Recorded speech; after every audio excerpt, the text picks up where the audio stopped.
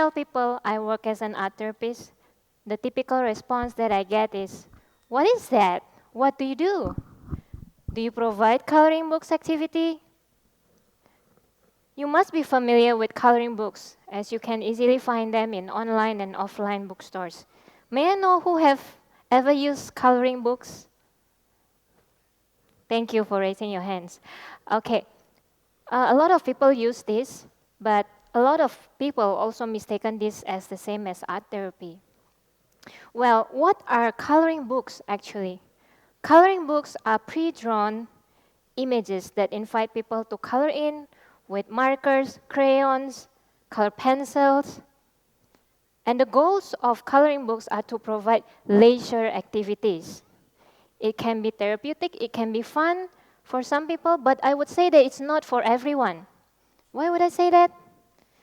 Well, art therapists believe that people who are anxious are not recommended to do coloring books because of its very rigid and structured activity. That you need to color inside the lines, that there's a certain boundary, and there's limit in creativity. So although some coloring books put art therapy as part of their title, please be mindful that coloring books are not art therapy. Coloring books are fun activity that you do, just like when you do Sudoku or crossword puzzle. And art therapists also often get this misconception that I can interpret or read or judge someone's artworks just by looking at it. So some people expect that when they show me their art, I can tell their personality or the things that they've been through. But that's not true. That's not what art therapy is. So art therapy does not go like, "Oh, your painting is in red. You must be in anger." Or, "You only draw one person in your painting. That must indicate that you are a lonely person." Well, no. Art therapist does not process information that way. You've heard a phrase that a picture tells 1,000 words, and those words, those stories are not up for the therapist to tell. It's the makers, it's the clients, it's your privilege to share your side of story. And art therapist is also not psychologists. We are a distinct mental health professionals with master degree training. So we are not psychologists. We are different from them, but we work together with them, with psychiatrists, and with other social workers. And the other misconception that art therapy has that it's often taught as the same as just art education. That going to art therapy is like going to an art tuition, but that is also not correct. Before being a therapist, I was also trained in fine arts, so I can tell the differences. In fine arts, in art education, you are being taught on how to develop artistic skills, how to make good composition, how to make portraits, how to make landscapes. But in art therapy, you do not even need to have previous experience in art to be involved in the therapy. Because what matters is how the client expresses himself, how he makes sense of his art, and how he finds connections between his art and his inner life. And the goal of the therapy, the goal of art therapy, is to provide support, is to give support for people who has challenges in meeting their developmental, emotional, social, behavioral in their everyday lives. So what is art therapy exactly? Art therapy combines two big disciplines, art and therapy. Art and psychology. We are familiar with psychotherapy that uses verbal means as way to communicate between the therapist and the client. You talk in the sessions. But in art therapy or art psychotherapy, the focus is in the use of visual arts as a means for expression and communication. And we also look into the creative process and also the relationship that is built between the therapist, the client, and the artworks. So how does it work, actually? So the clients are normally asked to give their feelings and thoughts and make them into forms. So let's try this. If I were to ask you to give your feelings some forms, how do they look like? How does your happiness look like? How does your anger look like? How does your fear look like? Visual image making makes a good tool because words can be hard to find. Words can be hard to tell, even more when you have unpleasant experience or when you are traumatized by some event or when you are overwhelmed by grief, for example. When you can't express your loss in words. Or when a child can't talk about his parents' divorce or even understand what divorce means.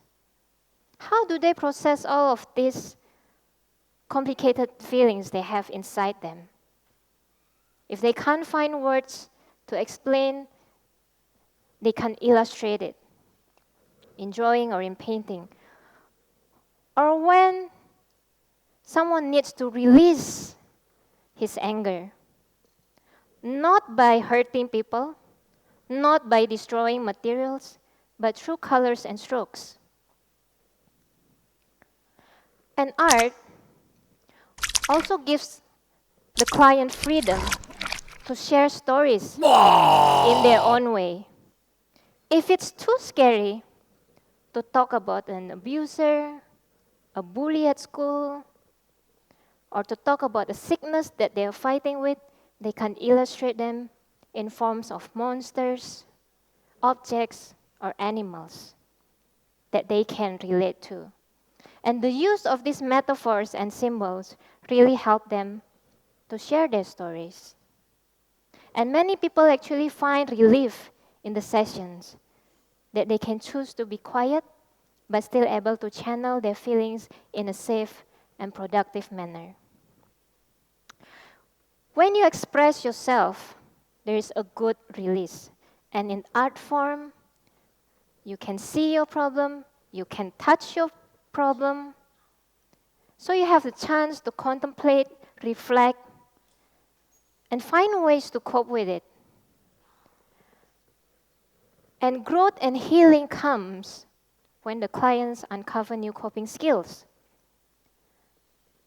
This bully, this monster that has been bugging me, I want to fight it. I won't let it control me anymore because I'm important too.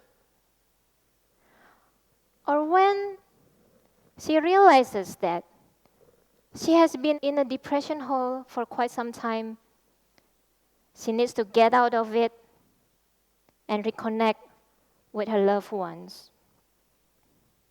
Or when he finally realizes that self-harming is not one way to cope when we have problems, when he finally can feel more self-worthy and can love himself.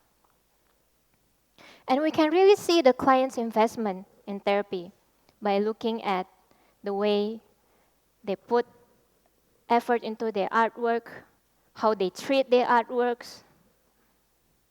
Do they feel the need to keep on erasing the works and have to do it over and over and over again? Do they feel dissatisfied with his own creation? Does he has this same feeling outside therapy too? Is this how he functions in everyday lives?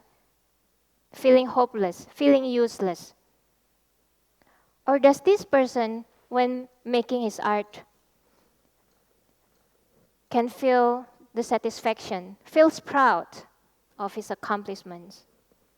So these are some of the things that art therapists see in the sessions. So art therapist does not interpret or judge.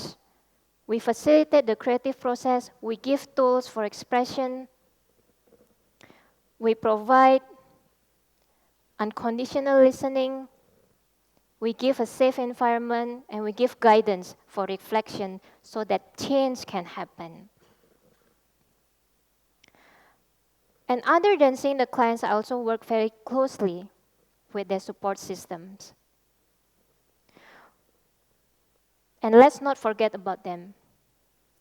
There are parents who feel frustrated with their children, their siblings who feel helpless or have to grow up faster because they have to take care of the family. Or their children who feel trapped by their parents' argument. So they are too invited in the sessions so that they can work on their relationship and to reconnect again. Throughout our practice, we see that our clients base, more than 60% is children. And they show most concerns in developmental, behavioral, and emotional problems. And many adolescents struggles with depression, self-harming, having suicidal thought. And in adults 21 years above, many suffers from mental illness, such as having mood or personality disorders. From the data, we can see that mental health concern can happen to anyone at any age. And perhaps there is still a stigma that people who are involved in art, in play, in creative process is only children. But that's wrong. Art therapy can be done from toddler to elderly, with various concerns ranging from developmental to medical condition. And it can be done individually, in groups, or in couple. And art therapy is one of the many available therapies out there. Our method may be different, but our goal is the same: to have a more fulfilling life, to have a good mental health. And a good mental health means that the developmental, the emotional, the social milestones are being met, and that we know how to cope with problems when we have them. And mentally good people can function positively at home, at work, at school, and in the society. And there have been many campaigns, if you see outside. Many campaigns, many communities, many non-government organizations that aims to lift awareness because the concern is real, that people often neglect their mental health, that it's okay to see a doctor when we are physically unwell, but it's seen as an embarrassment to see mental health professionals when we struggle in life. And having this misconception can really stop people from getting the help that they really need. And seeing people coming to art therapy, I see that them coming to sessions are not signs of sickness or weakness, but indicators of strength and survivals. And I can see that throughout time, despite whatever life throws at us, human beings are brave, forgiving, and resilient. And everyone faces challenges every day. You, me, all of us, and we all cope differently. Thus, I would like to invite you to take a second look at your mental health and ask yourself, have I had enough and good coping skills? How and who is my support system? What is my contribution to the community? Have I done enough self-care?